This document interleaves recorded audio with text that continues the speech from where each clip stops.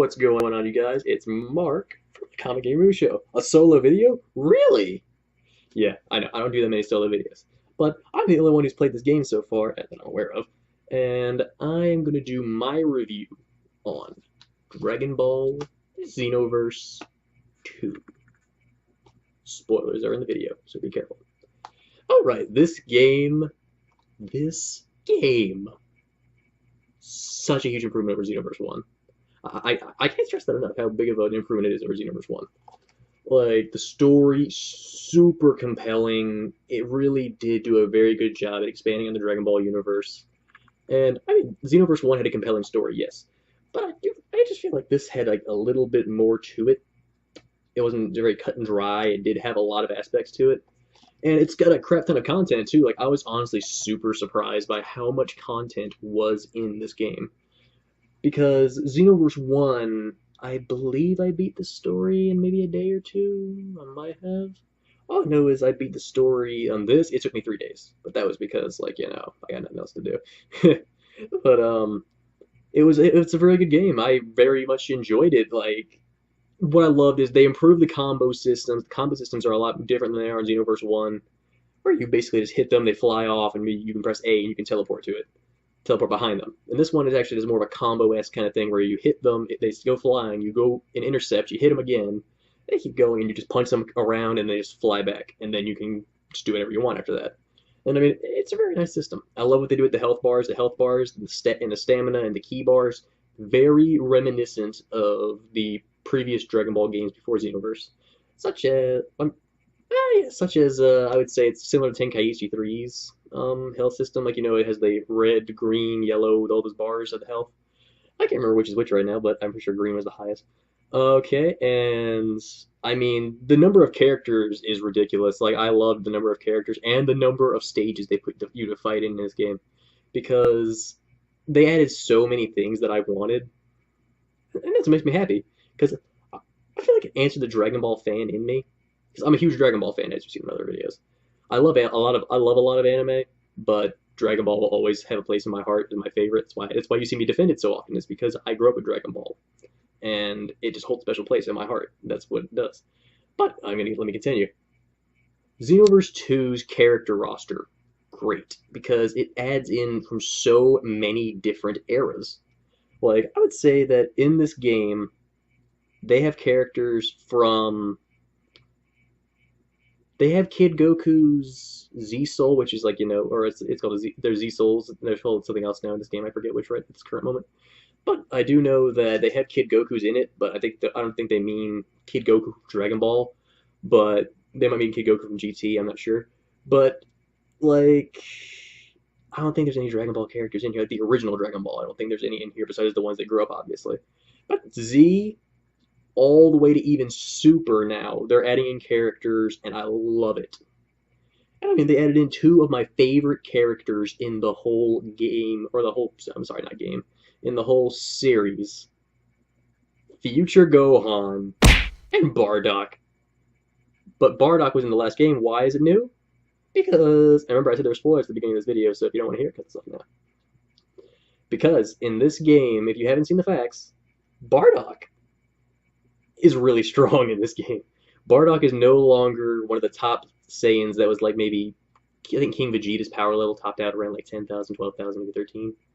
In this game, Bardock is on par with Mira, Mira is on par with Goku. And Bardock overpowered Mira in this, and I love how they integrated Bardock and Future Gohan into the story of Dragon Ball. It was very, very good idea. There is a secret ending. Here's the secret ending of the game. The best part about that was, I felt, because it did change things up in the Dragon Ball universe.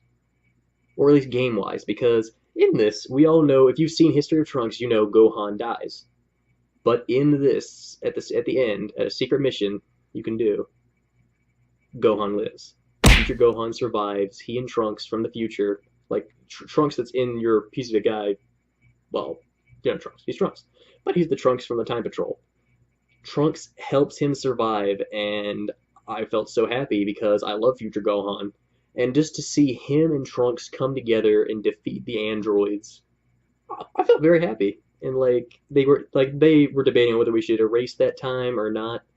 And they give you a choice whether you say you want to destroy it or whether you want to fix it or whether you want to keep it the way it is. And I said I want to keep it because, well, to me, I want to keep Future Gohan alive. He's one of my favorite characters, but at the same time, you see how happy Trunks is, and this like they mentioned like this is the future that Trunks really wanted to protect, and I think so. I mean, for Trunks, we've known Trunks since Dragon Ball Z. He always wanted to protect his timeline, and he didn't want anything bad to happen in our timeline. So that's what I really liked about that aspect.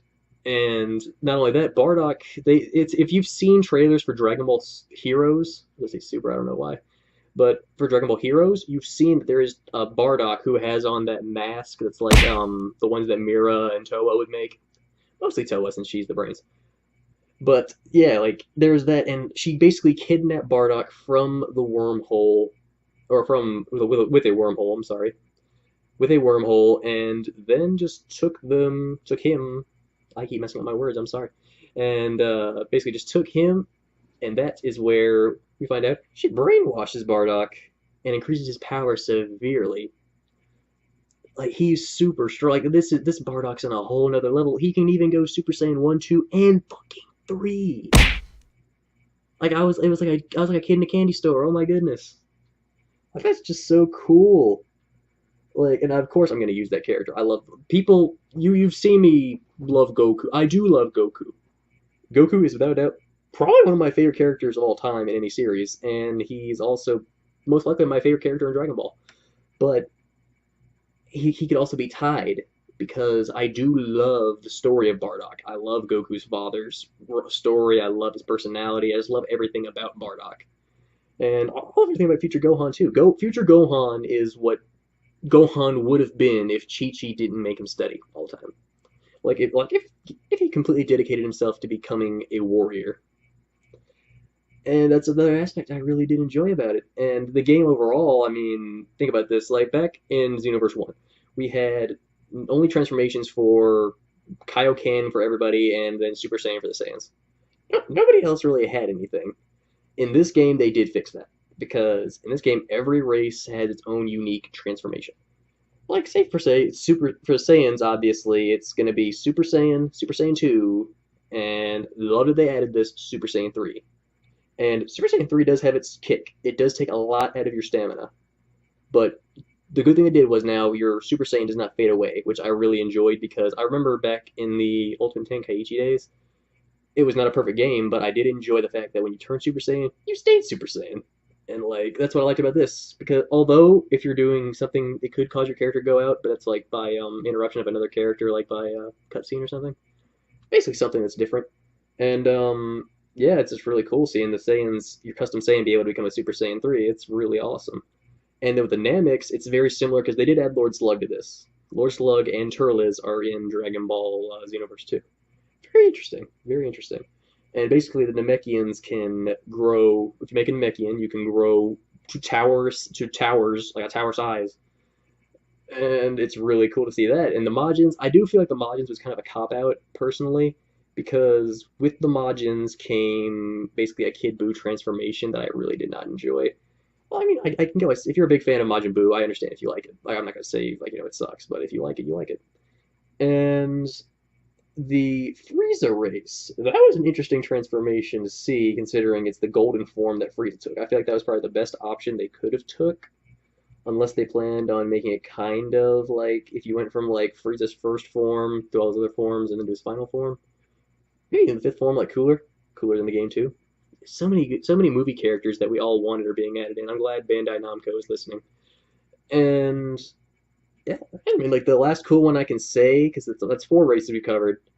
The fifth, the Earthlings, I did like what they did with this a lot because they have you riding the Nimbus, hitting people around with the power pole, and that's just really cool to me. I was like, oh, so you did give the Earthlings something. That's pretty awesome. And like I was expecting for Earthlings, like maybe they just do the Guru unlocked potential thing, like like their heightened potential, and that is in the game, but it doesn't do what it says per se. It doesn't. It's not a transformation of some kind, like unlock potential. You're hit like it's like you transform hidden potential. Like that's not like that.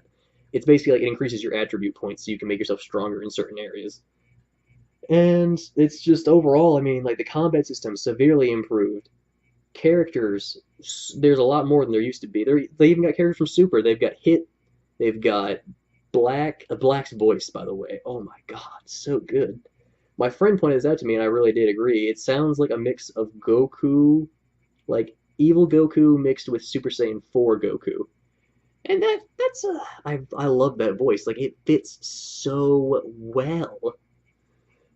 And not only that, I mean they're going to be adding in more. If you watch Dragon Ball Super, they're adding in Kaba, the Saiyan from Universe 6, and also Frost, basically the Frieza of Universe 6, which I find fucking awesome. So I'm really hoping with that they're going to add in the storyline of the Universe 6 tournament. And if they keep going at this rate, I feel like it depends on how long they want to put Xenoverse 2 out for. Because Xenoverse 1, I want to say that was late 2014. I think so. It's either late 2014 or early 2015. I played the crap out of that game. I loved Xenoverse 1. It was not a perfect game, but it did have its things that made me really like it. And they could go so much with this if they just work on it. Like, if they could just add in a lot of DLCs. Because it's more like an MMO now. It honestly is, because there's a lot of side activities to do. I like collecting things for Boo to help him have children because he's lonely. You know, Hercule's out with his daughter and everything. There's defending Namek's Dragon Balls, which is pretty cool. Although a bit repetitive at some points, I'm not gonna lie. But, you know, it frees any. And there's also, you know, being Hercule's bodyguard. It's like, it's not what it sounds like. It's basically like you just do tasks for him, like a certain hit combo, like 40 combo or something like that, 40 hits in one combo. And then there's, what's that last one? Oh yeah, there's like Frieza, basically, you know, you take out his minions, then you help him train himself become Golden Frieza. And that's all for the sake of the investigation by the time patrol to make sure he's not doing anything horrifying. And we all know Frieza always adopts something horrifying. He's Space Hitler, we all know this. And the last one, I do believe the last one is the Capsule Corporation. And that's, of course, where Vegeta, Kid Trunks, and Bulma are, and Goten's playing with Trunks and that. And you mainly see, that's mainly where you go if you want the Super Saiyan. Just saying it right now. If you didn't care for the spoilers and you're still here, after hearing all the spoilers, go to the Capsule Corp when you see that green question mark, because that means Vegeta's ready to train you. And that's where you're going to start getting your journey towards Super Saiyan going. And that's another thing. It's like really cool they did with the Super Saiyan because you don't just there's not like 1, 2, and 3 like separate skills like there were in Xenoverse 2. I mean, not Xenoverse 2. I'm sorry, it's Xenoverse 1. But basically, what it is you if you have 3 key bars, you become a Super Saiyan 1. 4, Super Saiyan 2. And I think around 5 or 6, it's Super Saiyan 3. But overall, I guess 28 stages to play on too. I forgot to mention that 28 stages. That is bomb. And of course, I did of course get, if you can read it right there, I got the day 1 DLC. So I got a Goku Black. I think they're gonna add in Super Saiyan Rose in the future. I certainly hope so. And they added in, oh yeah, Trunks from Dragon Ball Super. The Dragon Ball Super Trunks. Of course, we all love seeing Trunks again. Let's face it, we all love Trunks. And yeah, it's just there's so many more positive things I could say about this game that I don't want to bore you, like, you know, with me talking for forever. But yeah, like overall, I mean, like in terms of more content, upgraded MMO style elements, upgraded combat system, interesting character, a lot of interesting characters that were added from the movies. And I'm also going to say this, the story is so much more compelling than Xenoverse. Xenoverse had a good story. Xenoverse 2 really draws you more into it, though, I want to say. And on top of that, you see me do this, but this is me thinking, like what I'm doing right now. I look over at the case, I'm just like, what else can I say about this game? Because there's a lot to say. And what am I going to say? But basically, yeah, lots of characters, lots of stages, lots of new moves. They improved on so much. I'm honestly going to give this game, I want to say a 9 to a 9.5.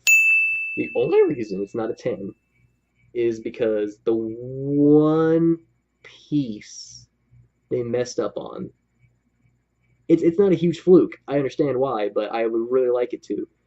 Like, the character your character still has very very very very limited vocal he's vocal in the story. He's basically that quiet like it's like you know he's talking, but he's not really talking. It's kind of like the Charlie Brown. It's sort of like that. So I'm hoping with this, if there is a Xenoverse 3, that they're going to make it more like Ultimate Tenkaichi's aspect of storytelling. Like this was great storytelling. Don't get me wrong, I love this. This was amazing. I love it so much more than Ultimate Tenkaichi. But when I say like Tenkaichi's story element, it's basically the character does have a voice. He does talk. I mean, like you talk for a little bit in this. Like you say Kamehameha at the end, which I found cool. I was like, oh, okay, we're talking now. Sick. But I just like to see more. I like it. It always helps me get more into the story when I have a voice, when my character has a voice. And overall, I mean, like it's all really cool how they're doing things, and I'm really excited to see where they're gonna take Xenoverse 2 when it comes to DLCs, all that extra stuff that fans are asking for. Because you would not believe the demand for things in this game. I've seen some crazy stuff, but like they all say the things the fans don't want. That's true. I mean, like personally, I'd like to see more moves and more characters, and possibly I want to say possibly like just keep up with the Super, or possibly like more alternate story arcs, kind of like with the secret ending with Gohan. That would be really cool. And overall, I mean, this game is just—I know I've said overall like 1,000 times, haven't I? But this game is just so good. I highly recommend you try it, especially if you're a Dragon Ball fan. Because this game, I'm honestly gonna try to talk Seth and Deshaun into playing this because I feel like they would have a lot of fun on it. It's a really fun game. And overall, I mean, I would love to like team up with my friends, like with my male Saiyan, or if I ever feel like it, I might make it into the race. If probably into making an Earthling. If I ever feel like it, I'll make it into the race. But yeah, it'd be really fun to play with them and like just time patrol together. You know what I'm saying? Part of the force. But yeah, overall, I want to give Xenoverse 2. I want to give Xenoverse 2 a I'm gonna go ahead and say 9.5 because the reason I say that, like, even though I know they said the story element and like the Namek quests, they got a little tedious, along with feeding Boo, that's a little tedious too. But the reason I'm gonna let that slide is because just the pure wanting to finish, the pure wanting to play this game. I binged this game. It made me want to keep playing it. Like I honestly love playing the game. I still have characters to unlock from the parallel quests. I still have a lot more characters to unlock. And I just can't wait to see what they're going to do with this game because so much potential for extra story arcs added on. And I mean, Xenoverse 3 probably will happen because this game's been a huge success so far. I just really hope for voice acting in Xenoverse 3 if it does become a thing because I mean we've skipped Tenkaichi 4's possibility, we've skipped Raging Blast 3. I mean Xenoverse 2 I was fine with. Like I wasn't necessarily super hyped for it until the release got here. But when the release got here and I played it, I was wrong not to be hyped because it was so good. And that's all I'm gonna say for right now because I know this is going on 20 minutes and I don't like to do long videos. I do them for Seth and Deshaun, like I edit the videos for them, and that's a pain in my butt. But I do what I can. Please leave a subscribe if you appreciate my hard work, or comment. Just good job, Mark, and pat me on the head or on my back. I don't know. But basically, yeah. I highly recommend Xenoverse 2. I highly recommend you buy this. Highly recommend that you play it. Because if you're a Dragon Ball fan and you've always wanted to immerse yourself into a Dragon Ball-esque world, or sorry, it is Dragon Ball, obviously, but into a world where you really feel like you're a part of the Dragon Ball story, I would say you buy this right here. Alright, guys. That's my review on Dragon Ball Xenoverse 2. If you want to add me on Xbox and play sometime, just say in the comments that you want to add me. I'll give you my gamer tag. We'll play.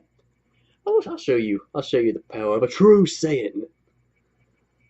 But anyway, you guys, this has been Mark reviewing a video game for once, because that's usually what Seth and Sean do, but I mean, hey, I review games too. I probably will review non-anime games, just in case you're wondering, oh, it's because of anime. No, that's not the only reason. That's not why I'm just reviewing it. I'll review other games too.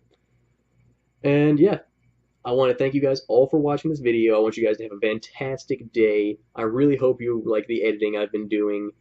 So, this has been Mark for the Comic Gamer Movie Show. Sorry, screen went dark again. I had to do just move it all around. But once again, thank you for joining me. I'm Mark from the Comic Gamer Movie Show. I hope you enjoyed my review of Xenoverse 2, and I want you all to have a very wonderful day. Peace. Yeah.